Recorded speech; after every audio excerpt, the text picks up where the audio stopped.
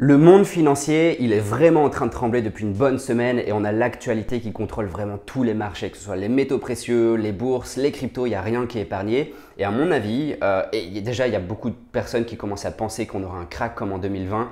Je ne pense pas du tout que ça va arriver, mais il y a trois actualités qui contrôlent les marchés. Un, le Covid, forcément le nouveau variant. Deux, le marché du pétrole. Et trois, la Fed et sa politique monétaire, et le tapering notamment. Donc c'est trois données qu'il faut juste surveiller jusqu'à la fin d'année. Ça va durer encore 2, 3, 4 semaines. Et il faut juste s'assurer que ces actualités ne se dégradent pas et elles vont dans le bon sens. Actualité qui contrôle complètement tous les marchés en ce moment. D'accord ? Par contre, niveau Bitcoin, moi je pense qu'on est toujours dans un marché qui est 100% haussier. Je vais vous montrer pourquoi. Sur les graphiques, il y a des signaux qui sont clairs. Et deux, il y a un élément déclencheur de la reprise haussière. Donc je l'ai bien détecté. Il a pris le temps de s'affiner, de se développer et bien se stabiliser. Donc il y a l'élément déclencheur qui va mener à la prochaine hausse, à la reprise de la hausse justement. Donc encore une fois, c'est ce que je vais vous partager. Donc un, l'actualité. Deux, pourquoi on est toujours dans un marché 100% intact à mon avis. 3, l'élément déclencheur avec les métriques blockchain derrière qui prouvent qu'on est vraiment toujours dans une tendance qui est haussière. Ok, donc restez bien jusqu'à la fin, mettez un like si ça vous plaît bien sûr et puis bonne vidéo à vous. Je vous emmène au lien de la description bien sûr, c'est la masterclass 100% gratuite en vidéo pour apprendre à investir sur le très long terme de manière automatique. C'est ma stratégie que j'utilise d'ailleurs et c'est beaucoup plus rentable que tous les efforts de day trade et de swing trade. Donc encore une fois, on oublie les réseaux sociaux, les confusions, le bruit, la panique. Cette masterclass, c'est une très bonne stratégie pour être rentable sur le long terme. N'hésitez pas.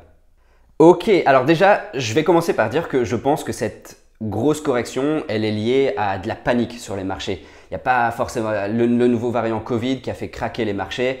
Ensuite, la Fed qui parle beaucoup d'inflation. Donc là, c'est vraiment des éléments qui se sont accumulés et qui ont fait corriger les marchés. Et encore une fois, ce sont les mains faibles qui ont vendu à perte leur Bitcoin et qui ont été réaccumulés derrière par les institutions et les mains plus fortes. Donc j'ai le graphique que je vais montrer juste ensuite. Mais pour l'instant, en fait, pourquoi on est toujours dans un marché qui est intact, haussier à mon avis? Parce qu'en fait, on tient tout simplement, le niveau 40 du RSI sur le journalier. Donc en fait, sur le journalier, le niveau 40 du RSI, c'est le point support de tous les cycles. D'accord? Donc à chaque fois qu'on a une correction, peu importe où on se trouve sur les graphiques, on est censé rebondir sur ce niveau 40. Et pour l'instant, on se bagarre juste dessus. D'accord? Donc tant qu'on tient le niveau 40, on n'aura pas de marché baissier, on n'aura pas de cycle baissier. Exactement comme ici, on a commencé à casser le niveau 40 ici, et c'est là où on a eu le commencement du cycle baissier. D'accord? Encore une fois, il faut faire attention à l'actualité qui contrôle tout. Si le variant Covid commence à vraiment exploser et être pire que ce qu'on pense maintenant, forcément, ça va faire peur à beaucoup. Ça va me faire peur. Je vais peut-être même sortir de mes positions. D'accord? C'est vraiment, pour l'instant, c'est ça qu'il faut surveiller. Maintenant, l'élément déclencheur de la reprise haussière, je vais retourner sur le journalier. En fait, c'est la ligne rouge, tout simplement. La ligne rouge, c'est la grosse résistance ici, 2 fois, le gros support et ici le point résistant qu'on n'arrive pas à casser pour l'instant, avec les moyennes mobiles également qui se croisent dessus. Donc la rouge, le 55, la bleue, la 21. Donc on va aller sur le 4 heures pour zoomer un petit peu. Et en fait, tout simplement, et comme je dis toujours sur les vidéos, l'élément déclencheur d'un mouvement, c'est 1, la construction d'une structure et 2, sa cassure par le haut. Si on veut encore plus jouer la sécurité, on attend le retest de sa résistance en tant que support. La semaine dernière, on avait cet Adam et Ève et on n'a jamais cassé par le haut. À partir de là, on était à résistance. On a eu les nouvelles du variant Covid et tout s'est écroulé derrière, d'accord? Si on avait eu la cassure et le retest, ça aurait repris, d'accord? Tout simplement.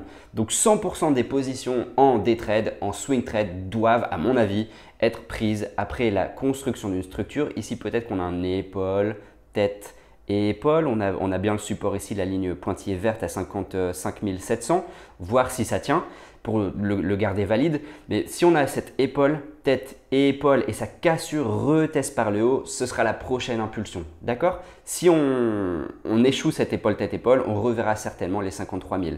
Donc encore une fois, 1, construction de structure, 2, cassure par le haut, 3, retest de sa résistance en tant que support égale validation et impulsion. Des fois, on a des cassures sans retest. On s'en fout, on laisse couler jusqu'à la prochaine structure et consolidation. En faisant ça, on élimine 90% des pièges du marché. À mon avis, c'est l'élément déclencheur, c'est la cassure par le haut de 59 000. D'accord? En daily, bien sûr. En journalier, si on clôture au-dessus de 59 000, c'est-à-dire qu'on aura cassé cette résistance ici, la ligne rouge, et à partir de là, on va pouvoir consolider ici et repartir. C'est mon élément déclencheur de la reprise haussière. Également sur le 4 heures, je parlais du niveau 40 sur le daily étant un niveau support sur le RSI. Ben, le niveau 60, c'est un niveau résistant des cycles haussiers. Donc, cassure de toute cette structure ici par le haut et retest pour repartir. 2, cassure du niveau 60 pour accéder vraiment au mouvement haussier. Le niveau 60, c'est la grosse résistance également du RSI. Tant qu'on ne la casse pas, il n'y aura pas de reprise haussière. C'est aussi simple. On pourra soit faire du linéaire ou même continuer à corriger si l'actualité continue de se dégrader. Là, pour l'instant, le plan, il est vraiment très très clair. D'accord? Actualité et cassure de ces niveaux résistants ici. Tout simple. Maintenant, pourquoi je pense qu'on est toujours dans un cycle qui est complètement haussier?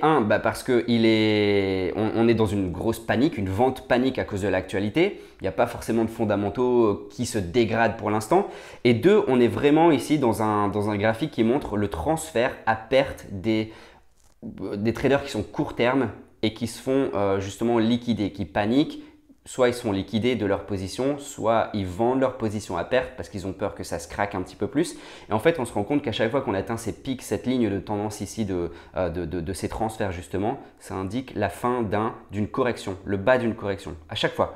Et ici, on voit bien qu'on a atteint un point qui est vraiment un pic ici, un pic de panique et de transfert de volume en perte vers les mains fortes. Et à chaque fois, on voit bien qu'on est dans des grosses corrections ici. Donc à mon avis, c'est vraiment un transfert de traders qui sont court terme, qui se font liquider et qui sont réaccumulés derrière par les institutions, les mains fortes qui ont un historique de peu de ventes justement. Et on va voir ça tout de suite. Voilà, on y est. Donc là, c'est les réserves illiquides. Donc illiquides, ce sont les institutions, les entités, ça peut être des traders ou des institutions, de grosses plateformes qui ont un historique de garder 75% de leur Bitcoin et ne vendent que 25%. Et on voit qu'ici, on corrige, on a de la divergence qui est vraiment haussière. On a de la réaccumulation de ces mains fortes derrière. Donc mains faibles qui vendent, mains fortes qui continuent d'accumuler. Et à partir du moment où on a une grosse accumulation de ces mains fortes, c'est vraiment ce choc encore une fois de réserve. Donc vous me direz pourquoi on a toujours cette accumulation, mais le prix continue de descendre parce qu'en fait le marché il est contrôlé par les produits dérivés, les leviers, le ratio de personnes qui vendent, qui shortent le marché, le ratio de long. Donc il y a beaucoup d'éléments vraiment qui s'entremêlent et qui font que oui, le prix peut continuer de descendre si vraiment, forcément comme on a eu les corrections. Mais d'un autre côté, on a encore ces mains fortes qui continuent d'accumuler. Donc là, c'est vraiment la blockchain, c'est vraiment l'histoire de fond, la macro de fond. Et les graphiques, c'est vraiment les petites réactions immédiates sur le prix, sur l'actualité, les corrections, les mouvements de rachat, les prises de support, de résistance, bref. Il faut vraiment considérer les deux comme deux choses séparées, mais elles sont complémentaires parce que forcément, quand on continue d'avoir des métriques blockchain qui sont haussières à ce point, le prix inévitablement va continuer de remonter à un moment ou à un autre. Quand on a atteint une zone justement de fatigue de ces vendeurs, une grosse zone support comme 53 000 par exemple. Donc voilà, c'est vraiment deux choses différentes, mais il faut les associer pour vraiment comprendre la tendance de fond. Et à mon avis, on est toujours dans un cycle qui est complètement haussier. Voilà, c'est tout pour aujourd'hui. J'espère que cette vidéo vous a plu. Mettez un like encore une fois, posez-moi toutes les questions que vous voulez. Et si vous êtes baissier, bien sûr, commentez en commentaire parce que je veux avoir les points de vue de tout le monde. Là, c'est vraiment mon idée. Mais si vous êtes baissier et que vous pensez que le marché va craquer, n'hésitez pas à le dire en commentaire également. Comme ça, on peut discuter, on peut échanger. Et c'est comme ça qu'on construit vraiment de bonnes idées, de bonnes stratégies. Donc, pour moi, on est toujours haussier. Il faut faire vraiment attention à l'actualité. Pétrole, Covid et la Fed, la politique monétaire. Mais à part ça, on tient bon les niveaux. Ça peut continuer de corriger un petit peu jusqu'à 53 000 encore une fois, ça c'est sûr. Mais il faut vraiment surveiller cette petite zone du 4 heures qui va être vraiment clé. Et sa cassure par le haut va être la prochaine impulsion. Cassure par le bas égale plus de panique. Ça veut dire que l'actualité est mauvaise. Et on va continuer de corriger, mais pour l'instant, on attend vraiment le dénouement. Le long terme, j'y touche pas du tout. Le day trade, swing trade, je suis pas du tout dans les marchés. Donc, il faut faire juste attention au cours des 2, 3, 4 prochaines semaines. C'est tout. Je vous souhaite une bonne fin de semaine, un bon week-end et à la semaine prochaine. Ciao!